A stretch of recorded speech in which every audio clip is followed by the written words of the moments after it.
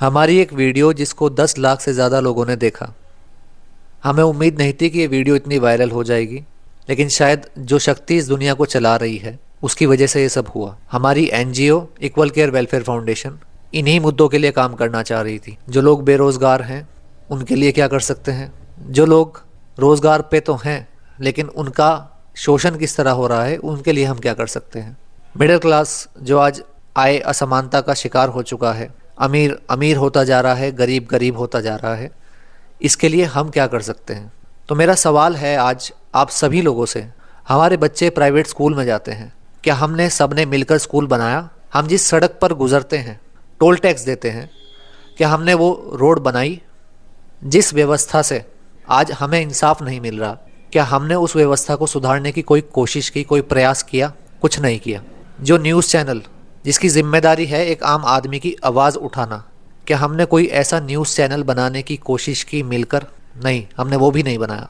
आज जो लोग कहीं जॉब कर रहे हैं, चाहे वो प्राइवेट स्कूल के टीचर हों या कहीं सिक्योरिटी गार्ड या किसी भी डिपार्टमेंट में कोई वर्कर लेबर हो, आप सब लोग शोषण का शिकार हो रहे हो। आपकी आवाज़ सुनने वाला कोई नहीं है।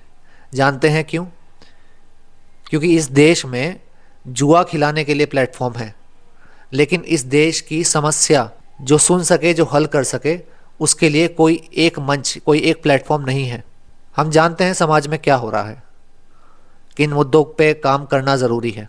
इसलिए ही हमने ये एनजीओ खोली जहां हम लोग साथ मिलकर, अकेले नहीं, मैं दोहराता हूं, साथ मिलकर सबके लिए क्या कर सकते हैं। पिछले 2 दिन से हमने कोई वीडियो बनाने की नहीं सोची। पहलगाम में जो हुआ था उसे देखकर माइंड डिस्टर्ब था काफ़ी दिन से। हम समझ नहीं पा रहे थे क्या, किस स्थिति से हम लोग आज गुजर रहे हैं। सरकार की जिम्मेदारी है सुरक्षा देने की, ना ही सिर्फ टैक्स जीएसटी लेने की।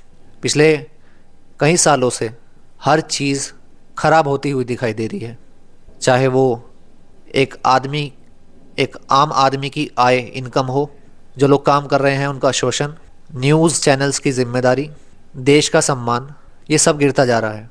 और इसका बहुत बड़ा कारण है जिस देश में ऐसी सोच हो जहां लोग धर्म और जाति के नाम पर एक दूसरे को बांटें, और अब तो भाषा के नाम पर भी बांटते हैं।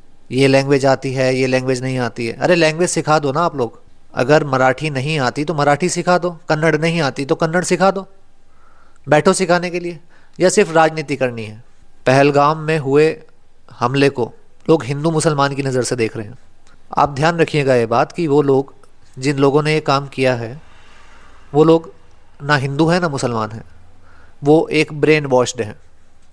ये ब्रेन वॉश्ड लोग जिन्हें पता नहीं इंसानियत चीज़ क्या होती है। ये आपको अपने देश में भी मिलेंगे।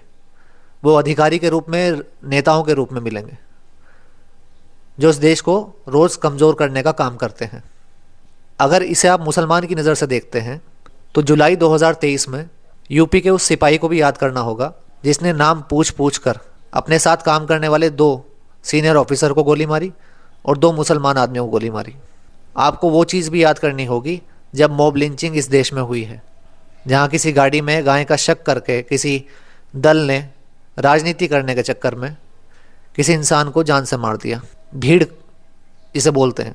आप सोचिए कि आप किस तरह का देश बना रहे हैं, आप कहाँ तक जाएंगे। इस देश में आपके बच्चों को रहना है। सरकार की जिम्मेदारी सिर्फ टैक्स लेने की नहीं होती, सुरक्षा देने की भी होती है। जिस देश ने ये किया है वो नहीं चाहता कि कश्मीर में लोगों की आमदनी बढ़े, 2 पैसे बने, क्योंकि वो लोग पढ़ लिख जाएंगे तो किसी काबिल हो जाएंगे। तो उन्होंने उसी चीज़ पे वार किया कि इसकी इकोनॉमी किस तरह ख़त्म कर दी जाए। आप ध्यान रखिए, ये मुकाबला उस देश से है जहां आवाम देश नहीं चला रही, बल्कि आर्मी, वहाँ की मिलिट्री, वो देश चला रही है।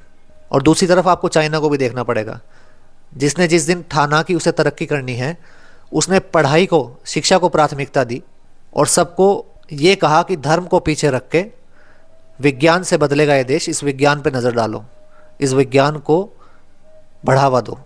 उस देश को साइंस ने बदला है जो आज अमेरिका को भी टक्कर देता है।